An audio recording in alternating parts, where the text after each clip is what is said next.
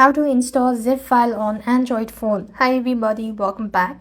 In this video I'm going to show you the procedure to install zip file on Android. So here what you want to do is, first of all, you want to go to your app store and install ZArchiver on your device. After which you just want to make sure to exit out and go to Files by Google on your device. Now over here what you want to do is simply scroll down to the bottom and there you have internal storage. Tap onto it. After which you just want to make sure to go to Files by Google. There it is, and you could find your compressed file or the zip file right on the sections.